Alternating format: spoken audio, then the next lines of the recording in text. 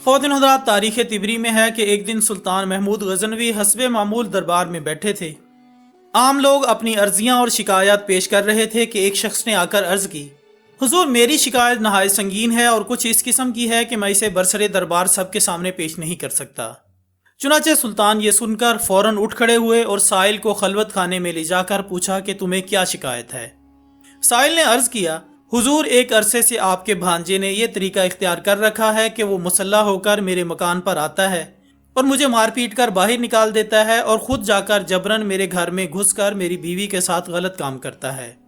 غزنی کی کوئی عدالت ایسی نہیں جس میں میں نے اس ظلم کی فریاد نہ کی ہو، لیکن کسی کو انصاف کرنے کی جرت نہیں ہوئی۔ ہر کوئی آپ کے بھانجے کا سن کر چپ کر جاتا ہے۔ جب میں ہر طرف سے مایوس ہو گیا تو آج مجبوراً جہاں پناہ کی بارگاہ عالیہ میں انصاف کے لیے حاضر ہوا ہوں۔ خالق حقیقی نے آپ کو اپنی مخلوق کا محافظ و نگہبان بنایا ہے۔ قیامت کے روز رعایا اور کمزوروں پر مظالم کے نتیجے میں آپ خدائے قہار کے روبرو جواب دہ ہوں گے۔ اگر آپ نے میرے حال پر رحم فرما کر انصاف کیا تو بہتر، ورنہ میں اس معاملے کو منتقم حقیقی کے سپرد کر کے اس کے روبرو عنایت فیصلہ تک انتظار کروں گا۔ دوستو، سلطان پر اس واقعے کا اتنا گہرا اثر ہوا کہ وہ بے اختیار آبدیدہ ہو گئے اور سائل سے کہا کہ تم سب سے پہلے میرے پاس کیوں نہیں آئے؟ تم نے ناحق اب تک یہ ظلم کیوں برداشت کیا؟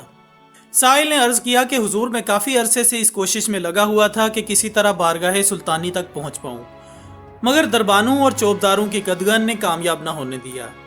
خدا تعالیٰ ہی جانتا ہے کہ میں آج کس تدبیر سے یہاں تک پہنچا ہوں۔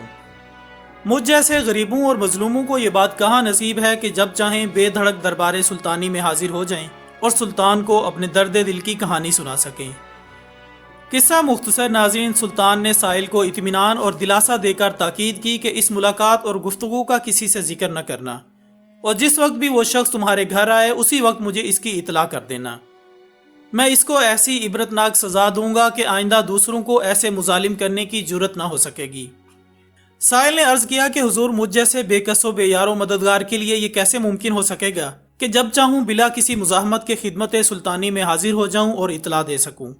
سلطان نے یہ سن کر دربانوں کو طلب کیا اور سائل کو ان سے روشناس کرا کے حکم دیا کہ یہ شخص جس وقت بھی آئے ہمارے پاس پہنچا دیا جائے اور کسی طرح کی مزاحمت نہ کی جائے۔ اب خواتین و حضرات، اس ملاقات کے بعد 2 راتیں گزر چکی تھیں مگر سائل نہ آیا۔ سلطان کو تشویش ہوئی کہ نامعلوم غریب مظلوم کو کیا حادثہ پیش آیا ہے۔ ابھی وہ اسی فکر میں پریشان تھے کہ تیسری رات کو سائل دوڑتا ہوا آستانہ شاہی پر پہنچا۔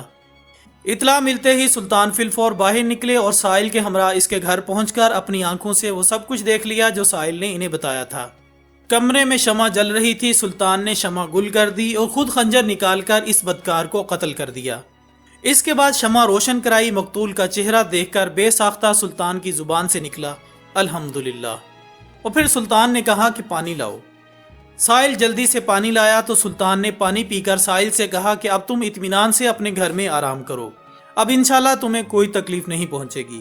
میری وجہ سے اب تک تم پر جو مظالم ہوئے انہیں خدا کے لیے مجھے معاف کر دو۔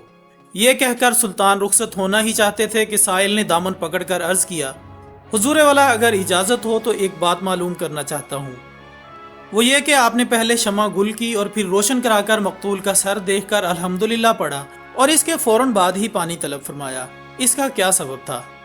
سلطان نے ہر چند ٹالنا چاہا مگر سائل کے اصرار پر اسے بتانا ہی پڑا۔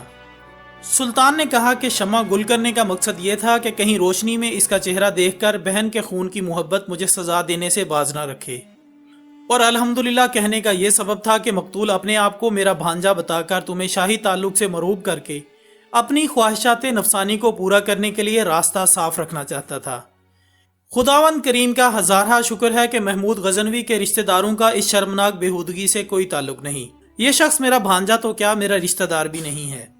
اور پانی مانگنے کی وجہ یہ تھی کہ جب سے تم نے اپنا واقعہ سنایا میں نے عہد کر لیا تھا کہ جب تک تمہارا انصاف نہ کر لوں تب تک آب و دانہ مجھ پر حرام ہے۔